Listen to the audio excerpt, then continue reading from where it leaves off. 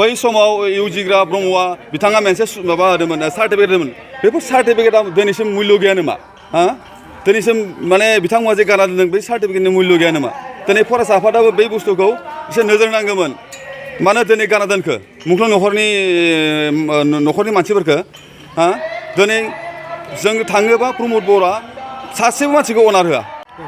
मानगोनां प्रमद बर' सारनिसिम जोंनो मुंख्लं न'खरनिसायाव गुरै खावलायनाय थाबाय जाहाथे नोंथाङा नैफोर मुंख्लं न'खरनि सायाव एक्सन लायो नोंथाङा सानसे समाव बुंदोंमोन जे राजा लामा होबथानायाव माने थैनाय थांनायफोरखौ माने अनार होनांगोन नङाबा जोंखौ अभिशाप होगोन होनना बुंदोंमोन नोंथाङा बै बाथ्राखौ गोसोआव दङ ना गैया नोंथाङा एसे गोसोआव ला आरो मुंख्लं न'खरखौ एसे मुंख्लंआरि न'खरनि जि थांखि बे थांखि बादियै जोङो खामानिखौ मावफुंनो थाखाय जोङो आखायाव लादों दा बे आखायाव लानाय बायदि खामानिखौ जों जा नायगासिनो दङ जोंनि गोबां रायजो राजाफ्रा मुंख्लंआरि न'खरफ्रा दिनैसिम सरकारनि खोथा होनाय बादियै जोङो जोंनि मोननांगौ एबा सरकारा फोसावनाय बादियै 5 लाख रां बे रांखौ दिनैसिम गोबाव सम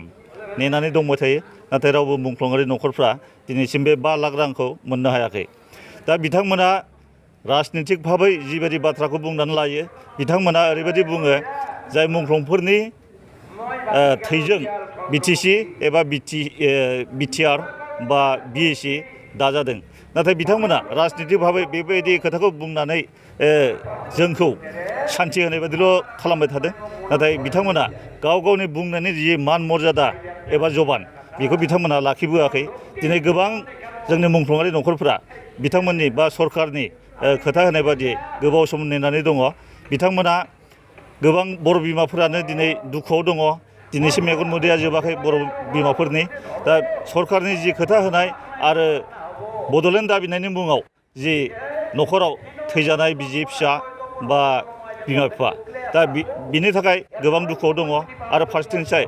सरकारा जिखिनि 5 लाख रांखौ होनो ओंखारदों बे रांखौबो दिनैसिम होआखै नाथाय बिथांमोननि जि बुंनाय जबान बे जबाना सरकारा जबानखौ लाखिनांगौमोन दा बिथांमोना ओरैनो खुगाजोंल' बुङो दा बिथांमोननि बुंनो मथेबा जोंबो फारसेथिंजाय थुलुना खालामनो नागिरो जुदि बिटिआर एबा बिटिसिआ मुंख्लंफोरनि थैजों जुदि दाजानायब्ला बे बिटिआरआ मुंख्लंफोरनिसो जानांगौ अब्लासो जोङो मानिनानै लानो हागोन बिथांमोना ओरैनो राजनितिक भाबै रायजोखौ दमन खालामनाय एबा बुजायनायनि थाखायल' मुंख्लंफोरनि थैजों बिटिआरआ दाजादों होननानै बुंबाय थाबाल' जानाय नङा खोथाया थारमाने बिथांमोना मा खालामनो सानदों बेबायदि खोथाखौ बुंनानै जोंखौ सान्थि होनो सानदों नामा बिथांमोना मुंख्लंफोरनि मुं लानानै बिटिआरखौ बेरा होनाय बायदि बेरा होनायनि सिङाव आबाद मावनाय बायदि बै बेरानि सिङाव बिथांमोना डेभेलप खालामनाय बायदि नाथाय बे बिथांमोना जोंखौ बेरासो जेन खालामदों आरोखि थारमाने मुंख्लंफोरनि थैजों जुदि बिटिआरआ दाजादोंबा मुंख्लंफोरखौ मा खालामदों बिथांमोना जोंखौ बेरासो खालामदों बेरानि सिङाव बिथांमोना आबाद खालामदों थिग बेबायदिसो बिथांमोना खालामगासिनो दङ दा बेखायनो जोङो मुंख्लंआरि न'खरफोरा जों गोबाव सम मानिनो हाया बिथांमोना जेरैबायदि खोथा होदों बेबायदि लेखानो जोंनो 5 लाख रांखौ थाबैनो होनांगौ आरोखि जों बेखौ दाबि खालामो जोंनि तामुलपुराव बाक्सायाव 468 468 गासै मोननो गोनां दंबावो तामुलपुर हिसाबावबो जोङो 130 जन तामुलपुर हिसाबाव जोङो 130 जन दङ गासै बाक्सायाव मिलायनानै 468 468 बेखिनिया मोननो गोनां दङ दा जोङो सार्भे खालामनाया बोसोरसेनि गेजेरावनो जाबाय जोङो जिथु लिस्ट दङ क'क्राझाराव 2626 जननि बे 2626 जननि लिस्टआ एक्सुवेलि जोङो खालामब्रबनाय लिस्ट नङा बियो अफिसाव थाखानाय आरो जों बेखौ बे लिस्टखौ जोङो गेजेर ससेयाव द्रप थानाय समाव जोङो लिस्टखौ बुथुमनो हायाखैमोन नाथाय बे लिस्टखौ जोङो आरटिआइ खालामनानै 2626 जननि लिस्टखौ जोङो मोननो हानाय जाहैबाय बे 2626 नि मादाव सोरबा सानैसो एनडिएफबो जानो हागौ सोरबा सानैसो बिएलटिबो जानो हागौ नाथाय गासै 2626 जन लिस्टआव जोङो मोननाय जादों आरटिआइ खालामनानै दा बे लिस्ट मथे दाख्लै थांनायसो मास मोननै मोनथामसोनि सिगाङाव बिथांमोना थानायाव भेरिफिकेसन खालामनो हरनाय जादों बे भेरिफिकेसनावबो थानानिफ्राय जोंखौ बुंदों जे पस्टमर्टम रिपर्ट पुलिस रिपर्ट बे रोखोमनि नांगौ होननानै नाथाय जोङो पस्टमर्टम रिपर्टखौ साफ्रोमबो होनो हानाय जायाखै मानोना बिनि मानसिया बेलेगाव बेलेगनि मानसिया बेवहाय जेनेबा क'क्राझारनि मानसिया बाक्सायाव बाक्सानि मानसिया लखिमपुराव बे रोखोमनि गोबां रोखोमनि माने पुलिसजों गावथारजादों बुथारजादों बा सोमावसारनायाव थैदों दा बे रोखोमाव जोङो पस्टमर्टमखौ जोङो होनो हानाय जायाखै बिनि अनगायैबो जोंनाव लादगावब्रानि प्रमान पत्र दङ जोंनाव सिगाङावनो सार्टिफिकेट दङ एबसुनि सार्टिफिकेट उरखावगोरा ब्रह्मआ होखानाय सार्टिफिकेट एबसुनि दङ आरो बिनि अनगायैबो आसाम सरकारा जोंनो 1 लाख आगोलाव होखांबाय बिनि सेंसन लेटारा जोंनाव दङ गासिबो प्रमान पत्रखौ जोङो होजोबनो हानाय जादों नाथाय बिथांमोना मोनसेल' खोथा बुंदों जे पस्टमर्टम रिपर्ट बा पुलिस रिपर्ट नङाबा जानाय नङा नाथाय बिदि बुंनानै मा जानो जोङो जुदि मुंख्लंआ आन्दलनाव जाथारमारदोंब्ला बिथांमोना हेड अफिसनिफ्राय क'क्राझारनिफ्राय फैनानै पुलिस लानानै हयथ'बा लादगावब्रा लानानै जोंनि न'खर न'खर जिहेतु एड्रेस दंखायो बे एड्रेस मथे बिथांमोना न'खर न'खर हाबनानै नंगौ नङाखौ माने सोङैब्लानो बेनो मोजां भेरिफिकेसन जायोमोन नाथाय थाना हरनानै पुलिसफोरा गावसिनि गोसोबादि खालामनायखौ जों नुदों आरोखि दा जोङो चिफ सारखौ जोङो खननै खनथामसो थांबाय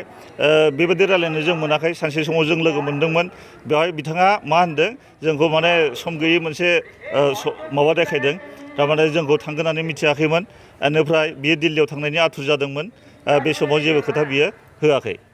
बेनिफ्राय भेरिफिकेसन खालामनाय समावबो थानाया पस्टमर्टम बिनाय समावबो जों बेखौ खिन्थानाय जादोंमोन नाथाय सिबा लिरनानै हो होननानै बुंनाय जादों आरो जों माखौ लिरनानै होनांगौ जोङो लिरनानै होबाय बेखौनो लादगावब्रानि जिथु प्रमान पत्र थैनायनि दिन थारिखखौ जों होनाय जादों बबे जायगा बेखौबो जों थंखौ होनाय जादों बेखिनि आरोखि दुखुनांथावना बेबायदि समाव जोंनि न'खरनि मानसिफोरा आगोलाव आसाम डिफेन्स 50-50 बिनायाव थै दान होदोंमोन रक्त दान होदोंमोन बेबायदिनो बहुद आन्दलन खालामबोबाय खालामनानै जोंखौ गामिनि मानसिफोरखौ बेंग्रा बेंग्रि खालामना दोनदो दा बिनिफ्राय मा खालामगो बिसोरो BTC सुक्ति खालामबाय BTR सुक्ति खालामबाय बिनिफ्राय इलेक्सन गेलेबाय इलेक्सन गेलेनानै गावसोर गादिफोराव जिरायना दङ आरामसे खिन्थु जोंनि न'खरफोरा मा जाना दङ दा जोंथ' दा बहुद माबायाव जाना दङ दा जों जेरैबो धरना होबाबो जोंनि बाथ्राखौ खोनासङा लिडारफोरा दिनै जे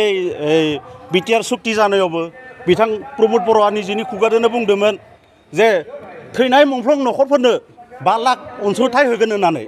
दिनै खिन्थु जों दिनैहालागै जेबो नुनो मोनाखै मानो होनबा दिनैनि कारणे जों निउसावबो नुवाखै जोंनि मुंख्लं हारिनि मुंख्लं न'खरनि